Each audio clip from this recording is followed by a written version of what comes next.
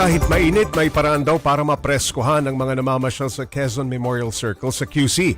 Naglagay kasi roon ang LGU ng outdoor misting system. Effective kaya ito panlaban sa init?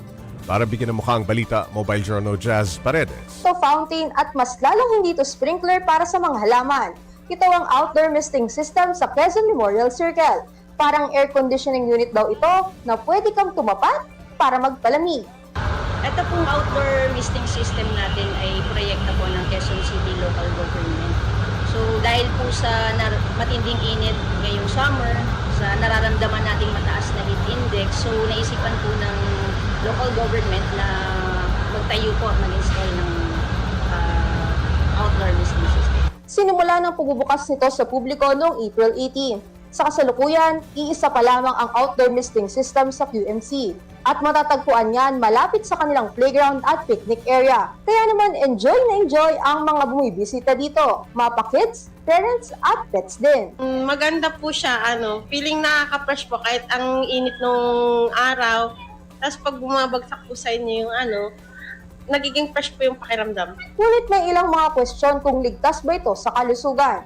Pagtitiyak naman ng pamunuan ng QMC, ligtas ang misting system. Safe po yung tubig po na lumalabas sa misting system po natin. Ito po ay sinusuplayan po ng Manila Water.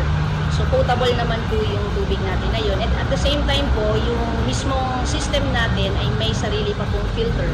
So sure po tayo na safe siya kung sakali man pong mainom o malanghap yung So mga kapatid, nandito tayo ngayon sa Quezon Memorial Circle, 2 p.m. ng hapon. So ito yung mga oras na tirik yung araw. At ngayon nga susubukan natin itong kanilang outdoor misting system na nandito sa may katabi ng kanilang playground. At ayan, dito na tayo sa ilalim ng misting system, no? Hindi naman siya bababasa ka na kumpara mo sa ulan, na mababasa yung damit mo, tsaka yung buhok mo. Pero mararamdaman mo na yung may tubig siya, no? Parang mist kung ikukumpara natin sa humidifier. At kung pakikiramdaman natin, malamig siya, pero hindi siya aircon levels, no? Siguro ikukumpara ko siya dun sa mist na lumalabas sa air cooler. At kung makita natin, tubig yung gumagana and ito, may kuryente din daw ito na ginagamit. Pag nilinaw naman nung ating pamunuan ng Quezon Memorial Circle, hindi naman daw siya malakas sa kuryente at sa tubig. And in fact, ito daw ay censored lang. So kapag may tao lang dito, tsaka lang siya magbubukas para mas makasave ng energy at ng tubig. At kung makikita nyo naman, konti lang yung tubig na lumalabas. Bukas ang outdoor misting system araw-araw mula 6 a.m. hanggang 6 p.m.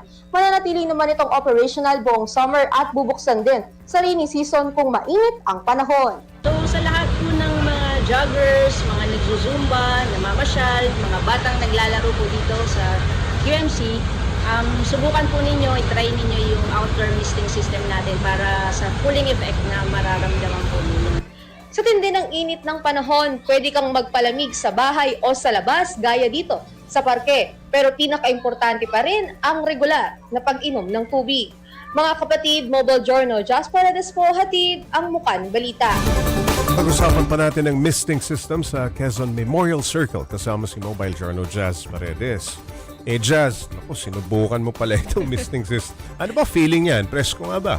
Actually, Pops, nakakatuwa nga dyan. Kasi nakikita natin, ang dami talagang dumadaan. Although di naman sila nag-i-stay ng napakatagal, hindi naman yun parang naliligo na sila doon sa misting system. Sinubukan din natin, hindi naman tayo nagtagal ng 30 minutes, 10 minutes. Ano siya para siyang air cooler na kapag nakatapat ka, malamig talaga yung pakaramdam, pumapresko talaga. Pero pag umalis ka na doon sa part na may mist, mainit na ulit kasi tirik yung araw. Pero kung panandali ang talagang refresh lang ng pakiramdam, effective talaga siya, Pops. Isa pa lang kamo ang misting system. Gaano ba karami ang pinaplano ng Quezon City LGU para i-install na misting system? Yes, Pops. No? Sa ngayon, Kasi kung isa lang, walang epekto. tama ka dyan, Pops. Dapat marami. Ang dami rin talagang tao dun sa Quezon Memorial Circle. So, nag-aagawa din sila parang taking turns din dun sa kung sino yung nandun muna sa ilalim. So, sa ngayon, parang pilot testing since nitong April lang din siya nilagay, Pops, no? Pero they're planning na i-disperse pa to sa areas sa Quezon Memorial Circle. At baka planning sila na baka more than 1 or 2 or 3 units. Planning sila para at least mas effective since malaki yung kanyang area na sasakupin. At iniisip nga nila kapag Ito kasi naka-install na siya, Paps, no? So, hindi lang siya summer na available. So, kapag nilagay nila yung mga additional units, pwede In na siyang place na yan. gamitin The sa whole year mga round. susunod pang season. Okay, maraming salamat, Mobile Journal Jazz Paredes.